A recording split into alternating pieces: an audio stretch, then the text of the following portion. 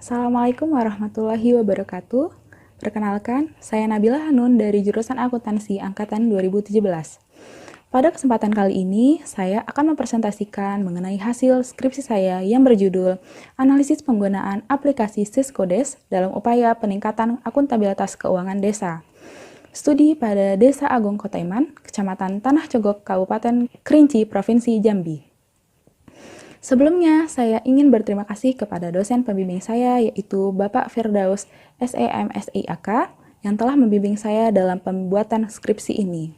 Dan juga saya berterima kasih kepada dosen penelaah saya, yang nantinya akan memberikan kritik dan saran yang membangun dalam perbaikan skripsi ini. Dan juga teman-teman yang telah menonton video ini.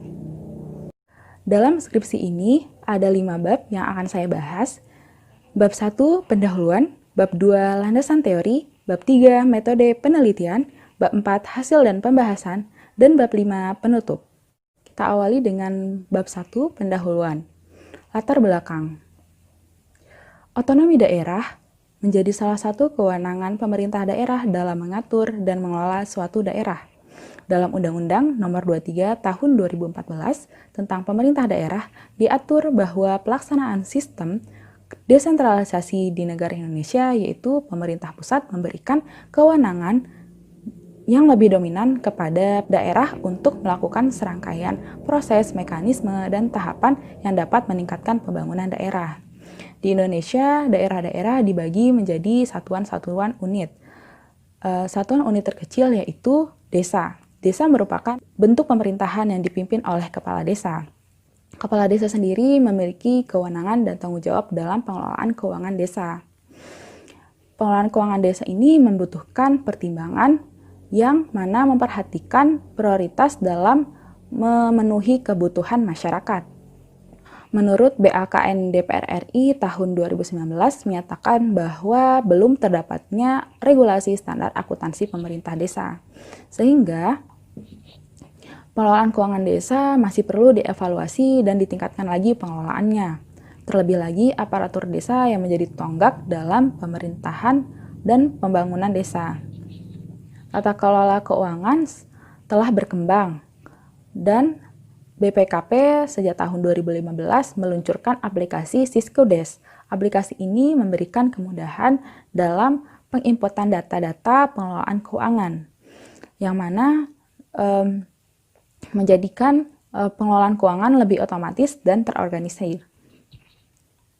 Di Kabupaten Kerinci sendiri telah menerapkan aplikasi Siskodes sejak tahun 2016. Namun, masih terdapat kendala yaitu sumber daya manusia yang belum memiliki keahlian dalam penggunaan aplikasi Siskodes. Di Desa Agung Kotaiman contohnya, perangkat desa bukan berasal dari sistem informasi, sehingga masih membutuhkan pelatihan dan pemahaman yang baik untuk menggunakan aplikasi Siskodes. Dengan beberapa alasan yang telah saya sebutkan tersebut, saya berupaya dalam menggali informasi mengenai bagaimana upaya peningkatan akuntabilitas keuangan desa dalam penggunaan aplikasi Siskodes pada Desa Agung Kotaiman, Kecamatan Tanah Cogok, Kabupaten Kerinci, Provinsi Jambi. Rumusan masalah. Berdasarkan latar belakang yang telah saya sebutkan sebelumnya, ada 3 rumusan masalah yang akan saya bahas. Yang pertama, bagaimana analisis pengelolaan aplikasi Siskodes, apakah sudah sesuai dengan Permendagri nomor 113 tahun 2014 dan Undang-Undang nomor 6 tahun 2014. Yang kedua, bagaimana proses pengelolaan aplikasi Siskodes di Desa Agung Kotaiman. Dan yang ketiga, bagaimana akuntabilitas keuangan desa setelah penerapan aplikasi Siskodes. Tujuan penelitian. Tujuan penelitian ini ialah untuk mengetahui kesesuaian pengelolaan keuangan dengan Permendagri nomor 113 tahun 2014 serta menganalisis penggunaan aplikasi Siskodes dalam upaya peningkatan akuntabilitas keuangan desa. Manfaat penelitian. Manfaat penelitian ini ialah ditunjukkan pada yang pertama, penulis, yang mana meningkatkan pengetahuan dan wawasan mengenai penggunaan aplikasi Siskodes. Yang kedua, bagi penulis lain sebagai bahan referensi dan informasi pendukung dalam penelitian selanjutnya. Lalu yang ketiga, bidang ilmu, yaitu memberikan sumbangan ilmu tentang akuntansi pemerintahan di tingkat desa. Yang keempat, kepada pemerintah sebagai bahan pertimbangan dalam menentukan kebijakan pada sistem keuangan daerah pada desa. Baik, kita masuk ke bab 2, yaitu landasan teori. Landasan teori. Yang pertama, teori kepatuhan. Teori kepatuhan ialah teori mengenai suatu keadaan di mana seorang taat terhadap perintah atau ketentuan yang diberikan. Kepatuhan ini memotivasi seorang atau kelompok ataupun organisasi untuk berbuat sesuai dengan aturan yang berlaku. Kepatuhan hukum ialah ketaatan kepada hukum yang tertulis seperti perundang-undangan. Pemerintah desa harus patuh dalam menjalankan tugas dan tanggung jawabnya sesuai dengan peraturan dan undang-undang yang berlaku. Bentuk kepatuhan pemerintah desa seperti dalam penyampaian laporan keuangan, dan bentuk kepatuhan pemerintah desa ini diawasi oleh BPKP setempat. Yang kedua, ada akuntabilitas. Akuntabilitas menurut Halim tahun 2013 ialah sikap dan perilaku pengambil keputusan di sektor publik, swasta, dan masyarakat sipil yang bertanggung jawab atas pekerjaannya yang telah dilakukan kepada publik dan pemangku kepentingan. Akuntabilitas sendiri dibedakan menjadi dua jenis menurut Mardiasmo, yaitu akuntabilitas vertikal, lalu yang kedua akuntabilitas horizontal. Yang ketiga ada desa dan keuangan desa. Pemerintah desa sendiri ialah penyelenggaraan urusan pemerintahan dan kepentingan masyarakat setempat dalam sistem pemerintahan Negara Kesatuan Republik Indonesia. Pemerintahan desa dipimpin oleh kepala desa. Kepala desa ini memiliki kewenangan dalam pengaturan keuangan desa. Nah, tugas kepala desa yang mana yaitu menetapkan peraturan desa, menetapkan rancangan anggaran pendapatan belanja desa, dan memiliki kuasa penuh dalam pengelolaan keuangan desa. Dalam peraturan desa itu harus disertai dengan asas-asas, yaitu asas rekognisi, asas subsidiaritas, asas kebersamaan, kegotong royongan, dan lainnya. Kewajiban kepala desa itu tidak luput dari pengelolaan atas keuangan desa. Nah, dalam keuangan desa itu terdapat pendapatan, pembiayaan, dan belanja. Pendapatan desa bersumber dari pendapatan asli desa, alokasi APBN, bagian dari hasil pajak dan retribusi, alokasi dana desa, bantuan keuangan, hibah, dan pendapatan lain yang sah. Nah, dalam pengelolaan keuangan desa itu, kepala desa mendelegasikan kewenangannya terhadap perangkat desa yang telah dipilih, yang mana nanti akan membantu dalam pembuatan RAPBDes yang diawasi oleh BPD, kemudian dengan memperhatikan kepentingan masyarakat, yaitu dalam pembangunan seperti kebutuhan primer, pelayanan dasar, lingkungan, dan kegiatan pemberdayaan masyarakat desa. Yang keempat, ada pengelolaan keuangan desa. Pengelolaan keuangan desa meliputi perencanaan, pelaksanaan, penatausahaan, pelaporan, dan pertanggungjawaban. Pengelolaan keuangan desa itu harus memenuhi beberapa asas. Yang pertama ada asas transparan, yang kedua akuntabel, yang ketiga partisipatif, dan yang keempat tertib dan disiplin anggaran. Pengelolaan keuangan desa nantinya akan dilimpahkan oleh kepala desa kepada PT-PKD atau Pelaksana Teknis Pengelolaan Keuangan Desa. PT-PKD ini terdiri dari sekretaris desa, bendahara desa, kepala urusan, dan kepala seksi yang ada dalam desa.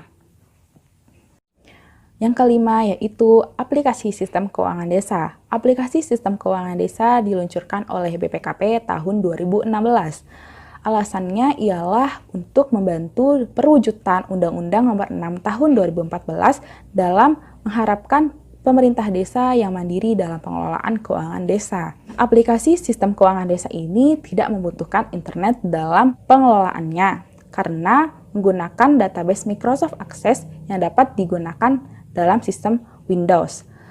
Aplikasi sistem keuangan desa ini telah banyak fiturnya yang dapat digunakan dalam menginput data dan dapat diproses menjadi output yang dapat dicetak seperti SPP, SPJ, ataupun laporan realisasi anggaran dan lainnya. Selanjutnya kita masuk ke penelitian terdahulu. Penelitian terdahulu yang pertama itu ada Firna Marista Prihardini tahun 2018 dengan judul penelitian analisis aplikasi sistem kualitatif dalam penelitiannya. Hasil penelitian Firna ini ialah menunjukkan bahwa desa menjadi sangat terbantu dalam pengelolaan keuangan desa. Namun, desa Tajinan ini masih ada yang belum sesuai, terutama pada bagian pelaksanaan pengelolaan keuangan desa. Selanjutnya ada penelitian oleh Reski Amalia Putri tahun 2018 yang berjudul Evaluasi Penggunaan Aplikasi Siscodes dalam Upaya Peningkatan Kualitas Akuntabilitas Keuangan Desa, yang menggunakan metode penelitian kualitatif. Dari hasil penelitiannya ialah menunjukkan bahwa Desa Genetalesa telah menggunakan aplikasi Siscodes dengan baik, dan desa ini telah menerapkan prinsip patuh dan taat terhadap tugas dan tanggung jawab dan menyampaikan informasi yang meningkatkan kualitas akuntabilitas desa Genetalesa. Kemudian penelitian oleh Anggela Ayu dan Aprina Nugrahesti tahun 2019 yang berjudul Analisis Implementasi Pengelolaan Dana Desa Menggunakan Aplikasi Siscodes pada Desa Banyuanyar, yang menggunakan metode kualitatif dalam penelitiannya. Hasil penelitiannya ialah aplikasi Siscodes dapat dijadikan sebagai sarana pengawasan pengelolaan desa, yang dilihat dari seluruh penginputan pengelolaan desa menggunakan aplikasi Siscodes yang menyertakan keterangan tempat, waktu, dan tanggal secara real-time yang juga terhubung dengan server Kabupaten Boyolali. Lalu penelitian yang keempat ada penelitian Muhammad Anur Ridwan tahun 2019 dengan judul Analisis Peran Aplikasi Siscodes dalam Meningkatkan Kualitas Akuntabilitas Keuangan Desa ditinjau dari perspektif ekonomi Islam, yang menggunakan metode penelitian yaitu kuantitatif. Hasil penelitiannya ialah bahwa pengelolaan aplikasi di Desa Bogorejo itu telah berstruktur dengan baik. Kemudian yang kedua ada aplikasi sistem keuangan desa itu telah membawa perubahan di Desa Bogorejo karena mempermudah dalam pelaporan pertanggungjawabannya, yang juga dapat meningkatkan akuntabilitas keuangan desa dan mewujudkan tata kelola yang baik. Kemudian kita lanjut ke kerangka berpikir. Kerangka berpikir dari penelitian ini ialah diawali dengan pengelolaan keuangan desa menggunakan aplikasi Siscodes yang mana melalui tahapan-tahapan pengelolaan keuangan desa.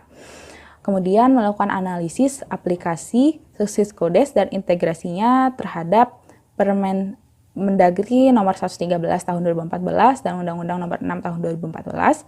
Selanjutnya dihubungkan dengan teori kepatuhan untuk melihat bagaimana kepatuhan desa terhadap peraturan yang ada dan menganalisis bagaimana akuntabilitas pengelolaan keuangan desa.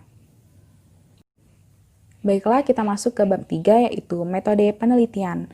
Metode penelitian. Desain penelitian ini ialah menggunakan penelitian kualitatif. Penelitian kualitatif ditujukan untuk memahami fenomena-fenomena sosial dari sudut atau perspektif partisipan.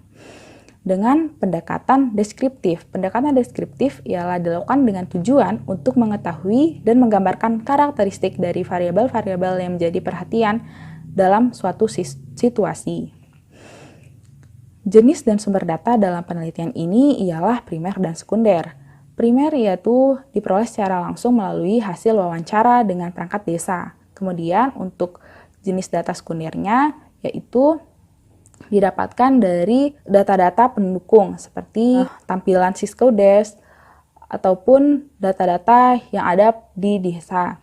Kemudian untuk metode pengumpulan data yaitu dengan wawancara, kemudian ada studi pustaka yaitu dengan menelaah jurnal-jurnal yang ada, kemudian ada observasi yaitu turun langsung bagaimana pengelolaan keuangan desa menggunakan aplikasi Siscodes, kemudian ada studi dokumentasi. Studi dokumentasi ini ialah mendokumentasikan apa saja yang telah diperoleh dari observasi yang telah dilakukan. Kemudian untuk metode analisis data yaitu menggunakan analisis kualitatif deskriptif di mana menurut Miles dan Huberman yaitu proses pengelolaan data Dan analisis data dalam penelitian dilakukan melalui 3 tahap, yaitu tahap reduksi data, tahap penyajian data, dan tahap penarikan kesimpulan atau verifikasi data. Baiklah, kita masuk ke bab 4, yaitu hasil dan pembahasan. Kita awali dengan gambaran umum dan objek penelitian. Profil Desa Agung Kota Iman. Desa Agung Kota Iman sendiri ialah desa yang terdapat di Kabupaten Kerinci, Provinsi Jambi. Desa Agung Kota Iman ini merupakan pemekaran dari Desa Kota Iman pada tahun 2013. Sehingga sampai saat ini telah masuk 2 periode pemerintahan. Desa Agung Kota Iman sendiri memiliki visi dan misi. Visi Desa Agung Kota Iman yaitu terwujudnya Desa Agung Kota Iman yang sejahtera, adil, dan transparan.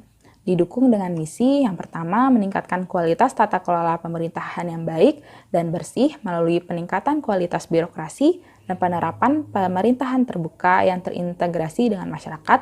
Yang kedua, meningkatkan kualitas pembangunan sumber daya manusia melalui pendidikan formal, non-formal, dan informal, serta pelayanan kesehatan berupa lapisan masyarakat. Kemudian yang ketiga, kesejahteraan dan peningkatan kualitas serta kuantitas pertanian. Dan yang keempat, kesejahteraan dan peningkatan daya kerja dan daya saing bagi seluruh organisasi sosial. Di Desa Agung Kota Iman sendiri, struktur organisasi pemerintahannya yaitu dikepalai oleh kepala desa, dibantu oleh sekretaris, kepala urusan, kepala seksi, dan juga kepala dusun yang ada. Kemudian, pemerintah desa juga diawasi oleh Badan Permusyawaratan Desa atau BPD, yang mana terdiri dari ketua, sekretaris, dan anggota-anggota. Pada Desa Agung Kota Iman sendiri telah ditunjang dengan berbagai sarana dan prasarana seperti bidang kesehatan, pendidikan, keagamaan, dan sarana air bersih.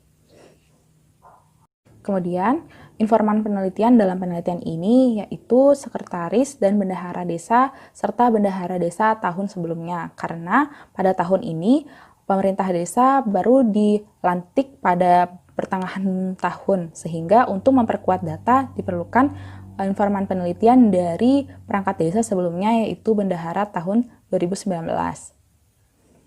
Kita masuk ke bagian analisis pengelolaan aplikasi Siskodes pada Desa Agung Kota Iman. Yang dibagi atas 2, gambaran umum aplikasi Siskodes di Desa Agung Kota Iman dan analisis praktik sistem keuangan desa. Gambaran umum aplikasi Siskodes di Desa Agung Kota Iman. Aplikasi Siskodes pada Desa Agung Kota Iman sejak tahun 2016 telah diterapkan. Namun pada tahun 2016 ini perangkat desa masih mengalami kekhawatiran akan kesalahan dalam penginputan data. Karena hal ini disebabkan pada saat pelatihan dengan waktu yang singkat sehingga perangkat desa merasa belum terlalu paham dan belum terbiasa dengan penginputan data dan pengolahan data. Namun, perangkat desa merasakan ada perubahan pada pengelolaan menjadi lebih mudah dan terorganisir. Kita masuk pada analisis dan praktik sistem keuangan desa. Yang pertama, kita awali dengan perencanaan dan penganggaran keuangan desa. Pada tahap perencanaan, desa melakukan musyawarat perencanaan pembangunan desa atau musrenbang yang diikuti oleh pemerintah desa, BPD, serta perwakilan dari masyarakat desa. Musrenbang ini diadakan sekali setahun dalam pemerintahan. Pembahasan musrenbang mencakup program dan kebutuhan pembangunan desa yang akan didanai oleh APBDes. Pembahasan yang dibahas dalam rencana anggaran pendapatan dan belanja desa ini yaitu terkait 5 pembangunan dalam pemerintahan desa. Yang pertama, bidang penyelenggaraan pemerintah desa, kemudian di bidang pelaksanaan pembangunan desa. Lalu yang ketiga ada bidang pembinaan kemasyarakatan desa. Lalu yang keempat ada bidang pemberdayaan masyarakat desa. Kemudian yang kelima ada bidang belanja tak terduga. Pada tahun 2020, pemerintah desa baru saja dilantik pada bulan Juni 2020. Sehingga musrenbang dilakukan 1 bulan setelahnya, yaitu Juli 2020. Setelah disetujuinya RPJM desa, maka menghasilkan RKP desa atau rancangan kerja pemerintah desa, yang mana akan dimuat dalam APBDes. Kemudian APBDes ini disampaikan kepada kepala desa dan disepakati bersama dengan BPD dengan memperhatikan prioritas bidang-bidang yang telah saya sebutkan tadi. Nah, apabila telah disetujui, RPJM desa dan RKP desa itu nantinya akan diinput ke dalam sistem keuangan desa di bagian modul perencanaan. Sedangkan untuk input APBDes akan diinput dalam modul penganggaran. Setelah input di perencanaan dan penganggaran, selanjutnya data-data tersebut dapat dicetak melalui modul perencanaan dan penganggaran di bagian menu pelaporan. Yang kedua, kita masuk ke pelaksanaan. Pelaksanaan keuangan desa itu mencakup seluruh penerimaan dan pengeluaran desa dan juga pelaksanaan kegiatan. Penerimaan desa masuk ke rekening desa setahun sekali, namun pencairannya itu dilakukan bertahap, yaitu tahap 1 dalam 3 bulan pertama dilakukan 3 kali, yaitu 15%, 15%, dan 10%. Tahap kedua, 3 bulan kedua berikutnya ialah 3 kali pencairan, yaitu 15%, 15%, dan 10%. Dan tahap ketiga pada 3 bulan terakhir, yaitu dilakukan pencairan sekaligus, yaitu sebanyak 20%. Setiap tahapan itu juga harus dipenuhi dengan laporan pertanggungjawaban atas dana yang telah diterima. Namun, laporan ini belum sampai kepada Bupati, hanya pada tingkat desa dan kecamatan. Ketika terdapat kegiatan yang akan dilaksanakan pada desa, maka pelaksana kegiatan akan mengajukan permintaan dana dengan melampirkan dokumen yang telah disesuaikan oleh anggaran desa, yang kemudian akan diverifikasi oleh sekretaris desa dan disahkan oleh kepala desa.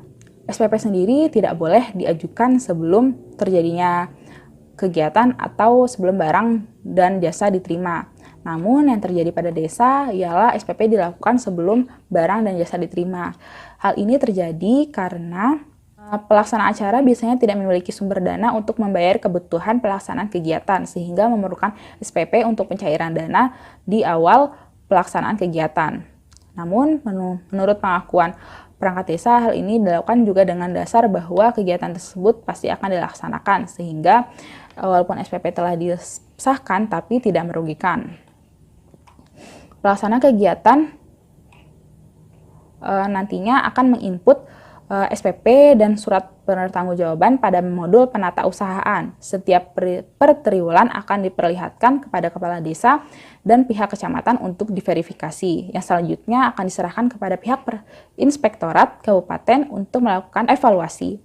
Untuk output dari surat permintaan pembayaran dan surat pertanggungjawaban itu dapat dilihat pada menu laporan di bagian modul penata usahaan. Nah, nantinya semua data ini akan masuk ke dalam modul pembukuan dalam aplikasi Sekodes yang akan merekap saldo awal dan penyesuaian yang ada. Kemudian untuk mencetak output dari penata usahaan keuangan desa, maka dapat dibuka dalam menu laporan di bagian modul penata usahaan yang siap untuk dicetak. Dan juga untuk memasukkan bukti kwitansi yang ada. Kemudian pelaporan. Tahap pelaporan ini ialah bermula dari SPJ yang ada pada penata usahaan, diserahkan kepada inspektorat dan diteruskan kepada bupati. Pelaporan realisasi APBDes sebenarnya selalu ada, namun tidak dilaporkan hanya sebagai bukti pada tahap pencairan dana untuk syarat dari diperbolehkannya pencairan dana. Realisasi APBDes dapat terlihat sejauh apa dana terrealisasi atau tidak. Jika masih terdapat kelebihan dana, maka akan masuk ke dalam silpa. Sebenarnya pelaporan APBDes ini harusnya dilaksanakan per semester, yaitu semester 1 dan semester akhir tahun. Semester 1 harusnya dilaporkan pada bulan Juli paling lambat, namun pada Desa Agung Kota Iman ini pelaporan pada bulan Juli itu tidak dilaksanakan dan digabungkan pada akhir tahun. Kemudian kita masuk ke bagian pertanggungjawaban. Pertanggungjawaban keuangan desa ialah bentuk kewajiban kepala desa dalam menyampaikan laporan pertanggungjawaban realisasi pelaksanaan anggaran pendapatan dan belanja desa, kemudian realisasi kekayaan milik desa, dan format laporan program pemerintah yang masuk ke desa. Nah, laporan pertanggungjawaban realisasi APBDes telah dilaksanakan oleh Desa Agung Kota Iman. Juga laporan kekayaan milik desa juga telah berisi mengenai aset yang dimiliki desa ataupun usaha yang dibiayai oleh desa seperti badan usaha milik desa. Sedangkan untuk laporan program pemerintah biasanya tidak laporkan. Misalnya terdapat program pemerintah berupa bantuan dana dalam pemberdayaan usaha pedesaan. Hasil dari program tersebut hanya dijadikan untuk laporan desa.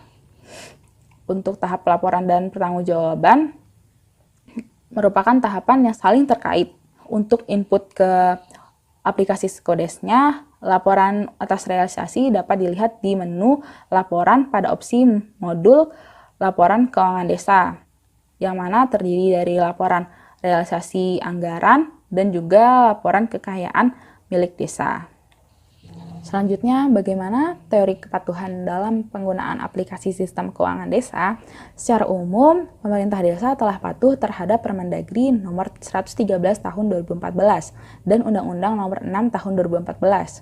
Seperti yang pertama, kepatuhan dalam menyampaikan pertanggungjawaban, yaitu laporan realisasi anggaran pendapatan dan belanja desa dan laporan kekayaan milik desa kepada pemerintah setempat. Kemudian, kepatuhan dalam menyetorkan pajak, seperti dalam memotong pajak penghasilan perangkat desa, lalu kepatuhan dalam menyetorkan pajak bumi dan bangunan, dan menyetorkan pajak atas belanja pemerintah desa.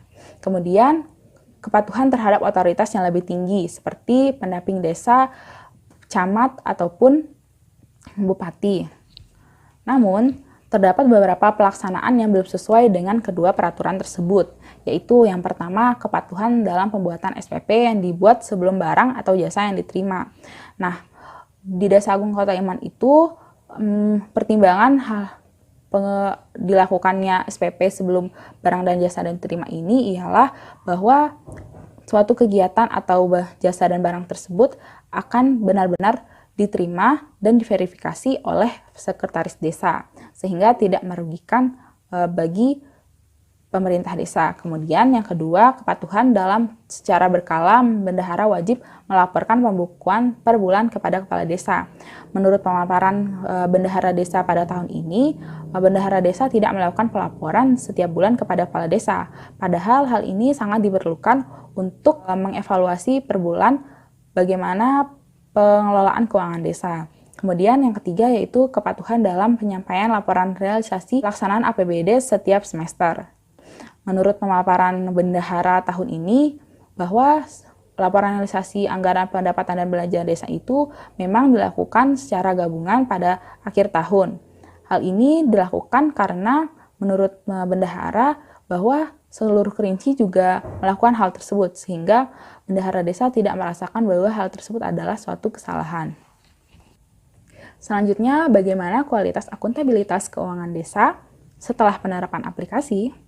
Baik, sebelumnya kita analisis dulu penerapan asas-asas pengelolaan keuangan desa. Yang pertama ada transparansi.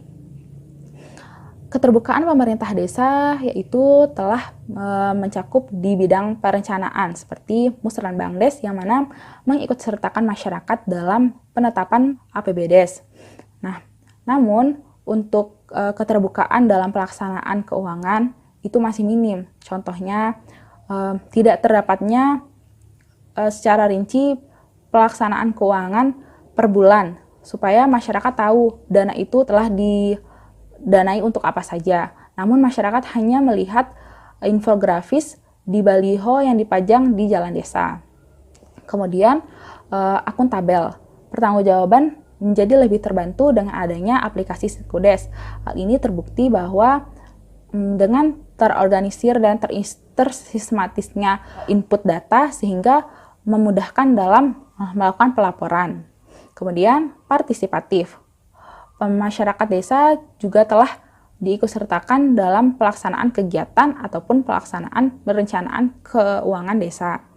Dan yang keempat yaitu tertib dan disiplin anggaran, di mana pemerintah desa telah mengikuti RAPBDes yang telah direncanakan, dan apabila ada yang tidak sesuai dapat dilakukan RAPBDes perubahan, dan apabila masih terdapat yang tidak sesuai maka diambil kebijakan oleh kepala desa dan juga sekretaris desa. Lalu analisis penerapan jenis akuntabilitas desa. Yang pertama ada akuntabilitas vertikal, di mana pemerintah desa telah bertanggung jawab dalam pertanggungjawabannya kinerja kepada otoritas yang lebih tinggi seperti Panaping Desa, Camat, Inspektorat, dan Bupati. Kemudian untuk akuntabilitas horizontal yaitu pertanggungjawaban kepada masyarakat juga telah memberikan pelayanan dan penggunaan dana untuk kepentingan masyarakat. Selanjutnya, aspek-aspek lain yang dianalisis dalam mewujudkan akuntabilitas keuangan. Yang pertama yaitu ada pengendalian manajemen. Pemerintah desa sebenarnya memiliki aturan dalam pelaksanaan keuangan. Namun, masyarakat desa tidak dapat mengakses peraturan tersebut secara tertulis. Hanya disampaikan melalui sekretaris desa dan kepala desa. Yang kedua, ada pengendalian anggaran. Pengendalian anggaran di Desa Agung Kota Iman telah baik karena telah dibentuk sesuai dengan prioritas desa menurut bidang-bidang pembangunan. Kemudian yang ketiga yaitu pengendalian penerimaan. Alokasi penerimaan juga telah disesuaikan dengan target penerimaan sesuai dengan sumber-sumber yang ada. Kemudian untuk pengendalian pengeluaran. Setiap pengeluaran yang ada pada desa juga telah disetujui dan diverifikasi oleh kepala desa dan sekretaris desa. Dan yang kelima ada manajemen aset dan persediaan. Nah, sebenarnya pemerintah desa telah melakukan pencatatan atas inventaris desa seperti bangunan-bangunan yang menjadi milik pemerintah desa. Namun, selama ini hanya dicatat dalam inventaris desa, tidak dicatat dalam laporan kekayaan milik desa. Lalu yang keenam ada laporan keuangan. Laporan keuangan di Desa Agung Kota Iman telah dilakukan sesuai sebelum jatuh tempo pelaporan. Pelaporan juga telah disampaikan secara lengkap sesuai dengan format yang pemerintah sediakan dan dengan bukti-bukti yang mendukung. Dari semua yang telah dibahas di atas menunjukkan bahwa dalam penerapan aplikasi Sekodes yang ada pada Desa Agung Kota Iman telah diterapkan dengan baik. Ini terbukti dari pelaksanaan yang terstruktur dari proses perencanaan hingga proses pertanggungjawaban. Sehingga penggunaan aplikasi Sekodes pada Desa Agung Kota Iman sudah dapat memberikan peran dan meningkatkan akuntabilitas pengelolaan keuangan desa. Bab 5. Penutup. Yang pertama, kesimpulan. Kesimpulan dari hasil analisis dan pembahasan yang telah dilakukan, yang pertama bahwa pengelolaan keuangan Desa Agung Kota Iman menggunakan aplikasi Sekodes telah membawa perubahan pengelolaan keuangan yang lebih efektif dan efisien. Lalu, pengelolaan keuangan Desa Agung Kota Iman telah patuh terhadap peraturan, namun ada beberapa yang tidak sesuai yang dapat diatasi oleh pemerintah desa. Kemudian, secara garis besar, penggunaan aplikasi Sekodes telah mampu dalam perwujudan akuntabilitas keuangan desa. Keterbatasan. Keterbatasan penelitian ini ialah penelitian hanya dilakukan dengan mewawancarai sekretaris dan bendahara desa. Sebaiknya didukung dengan mewawancarai pendamping desa sebagai yang memahami operasi Sekodes. Namun karena keterbatasan akses dengan pendamping desa sehingga tidak memungkinkan mewawancarai beliau. Saran pada penelitian ini ialah kepada pemerintah Desa Agung Kota Iman agar dalam pengelolaan keuangan sebaiknya setiap bulan dilakukan pelaporan dan evaluasi mengenai keuangan desa di lingkungan internal pemerintah desa. Hal ini dapat membantu dalam mengurangi terjadinya kesalahan yang mungkin terjadi seperti salah input atau salah informasi yang didapatkan sehingga tidak terlanjur salah hingga akhir tahun. Baiklah, cukup sekian yang dapat saya sampaikan. Mohon maaf atas segala salah dan kekurangan. Saya akhiri. Assalamualaikum warahmatullahi wabarakatuh. Terima kasih.